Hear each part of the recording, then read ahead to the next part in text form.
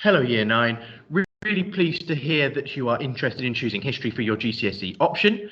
What I'm going to do with you now is run through our quick option presentation prepared by the history department and sort of sell you why we feel that you should study history at GCSE. And then we'll do a mini lesson as well, sort of get you familiar with some of the things that you might be doing in your lessons. So first of all, reason one, because it's an interesting subject and you study lots of different aspects of history in more depth than you ever did before. So, as part of our course, we will look at crime and punishment, Weimar and Nazi Germany, early Elizabethan England, and the Cold War as well. And later on in the presentation, I'll go through specifically some of the really fascinating areas that we will go into in depth with. Reason two, history helps you to practice key skills that are valuable in the future.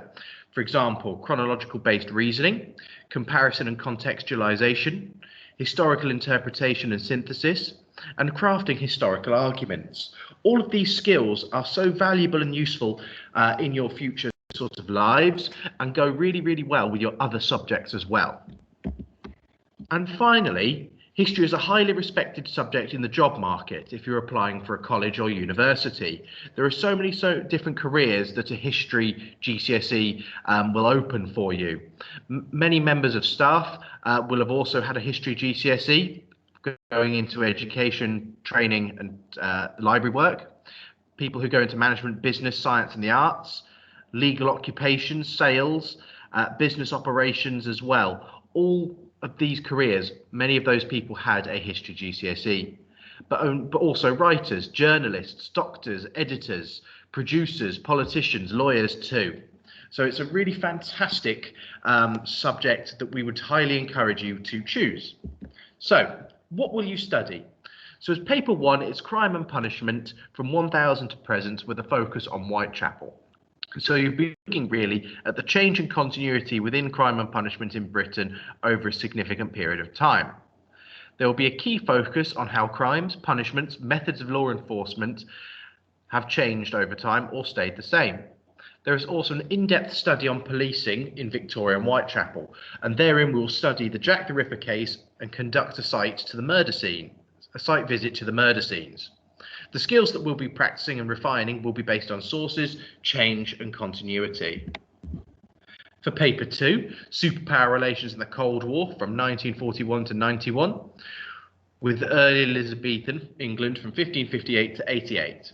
So section A of this exam paper focuses on superpower relations in the Cold War. It focuses on the conflict that arose at the end of World War II. You'll analyse the changing relationship between the USA and the USSR and study the origins of the Cold War, such as the tensions between East and West and how the Soviet and US relations deteriorated after World War II. The crises of 1958 to 70, including the Cuban Missile Crisis, before eventually we'll look at the end of the Cold War and how it came to an end in 1991 with the collapse of the USSR and the fall of the Berlin Wall. Skills here will be cause and consequence, as well as significance. In section B, we'll focus on early Elizabethan England. So in this module, we'll focus on our study on the reign of Elizabeth I. We'll see how this remarkable monarch managed to survive numerous challenges to her position as queen and lead England into a new era of prosperity and exploration with the study of Sir Francis Drake and Walter Raleigh, as well as seeing how social changes impact society through a look at education and how treatment of the poor developed. Again, the skills here we will look at will be cause and consequence as well as significance. Finally, paper 3, Weimar and Nazi Germany from 1918 to 1939. In this topic, we'll focus our study on the challenge that Germany faced immediately coming out of World War I and what key figures within the German government were able to do in order to help Germany rise again to become a cultural centre of Europe. Next, we'll take a look at the series of events that led to Hitler coming to power in Germany and see how Hitler was able to take power and consolidate his position. Finally, there'll be an in-depth study on life in Nazi Germany, including a focus on women, the youth, and life for minorities. Skills that we'll be practicing in this module will include interpretations of the past, as well as grappling with challenging sources.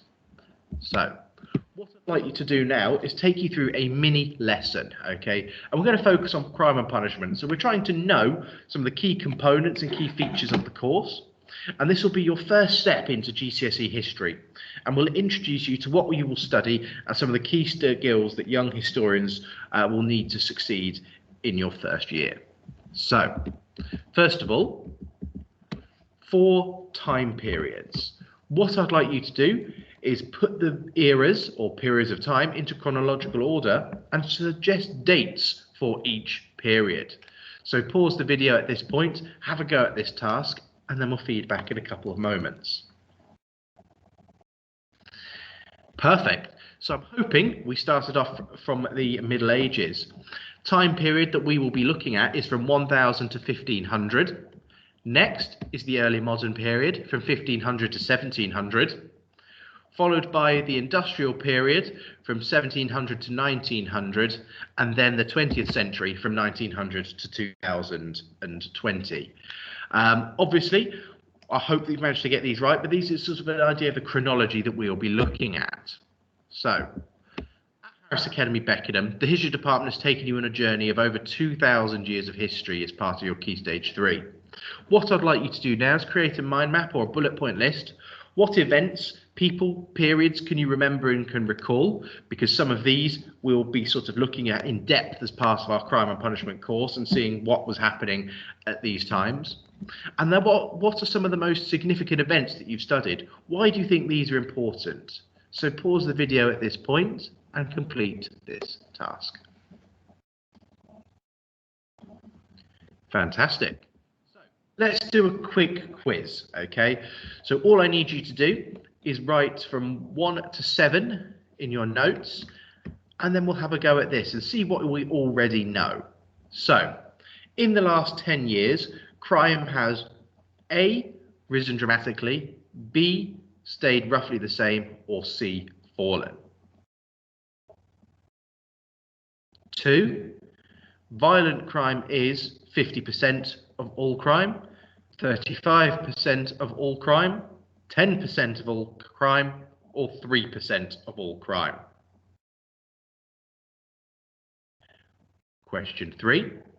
Are men or women more likely to be attacked by a stranger? A, men, B, women. Question 4. Burglary is increasing dramatically, increasing a little, decreasing, decreasing dramatically. A, B, C, or D. Question 5. Car crime, so theft of cars and possessions from cars, is A, increasing dramatically, B, increasing a little, C, decreasing, or D, decreasing dramatically. Question 6. How many fatal shootings were there in 2016 in the UK?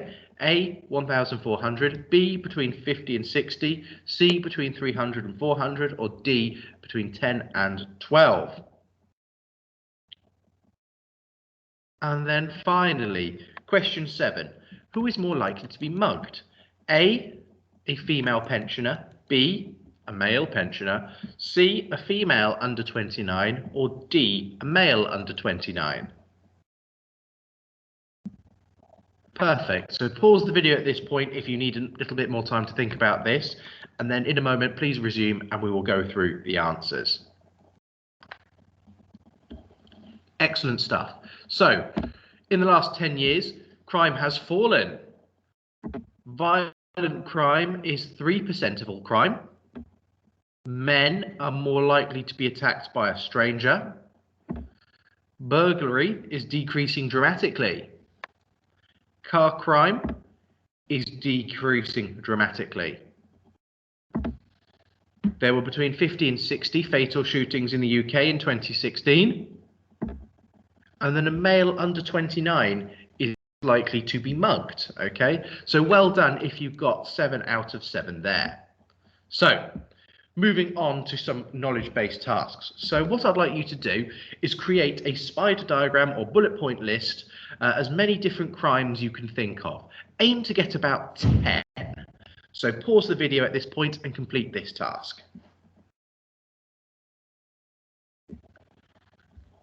Perfect. So what I'd now like you to please do is color code your list or spider diagram of crimes and put them into one of these categories. So crimes against the person, crimes against property, or crimes against authority.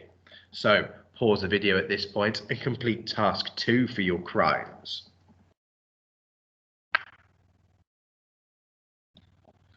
Fantastic. And then task 3.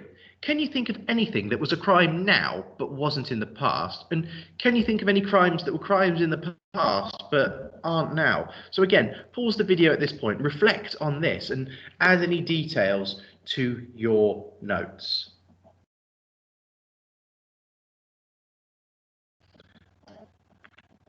Fantastic. So, how are people punished if they commit a crime? So, can you think of 5 different ways criminals are punished? How do you think this compares to 100 years ago or even 1,000 years ago? Do you think or do you know what the purpose of punishments are? So pause the video and have a go at these tasks, and I'll share some answers and some ideas with you in a moment.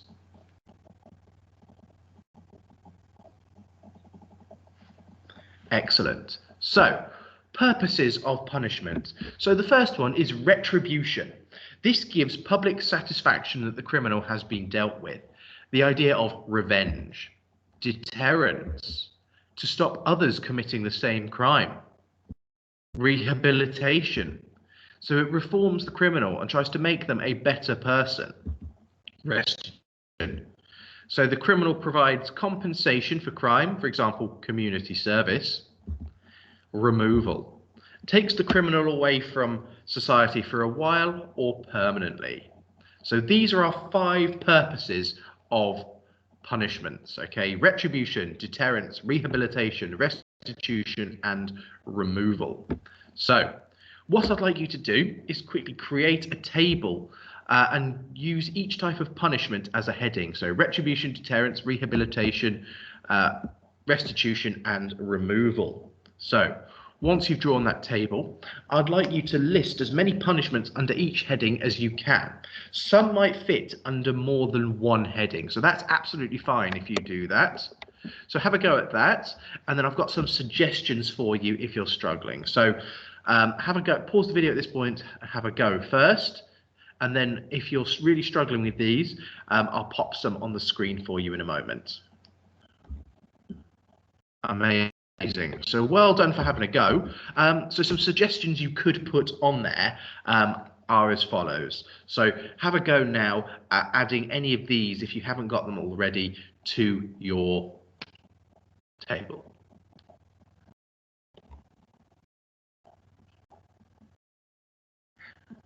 Okay, fantastic. So are any of these punishments too harsh? Should harsh penalties such as the death penalty be used? So what I'd like you to do is note down 4 arguments against the death penalty perhaps, or harsh punishments, and then 4 arguments in favour of the death penalty or harsh punishments, okay? So pause the video at this point and complete this task here. Fantastic. I really hope you've come up with some really interesting ideas, and if you do see me around the academy and would like to share some of your thoughts from this, or would like to email me or tell your class teacher, please do. We'd be really interested to hear some of your fantastic ideas. So to bring a close to today, we now know some of the key components of the crime and punishment course. We've looked at some examples of crimes, some examples of punishments, and the reason behind punishments. So we've now taken our first step into History GCSE. Thank you very much for all of your time, Year 9. I really do hope that you choose history, and I look forward to seeing you what will probably be next year in one of our history classrooms. Have a lovely day.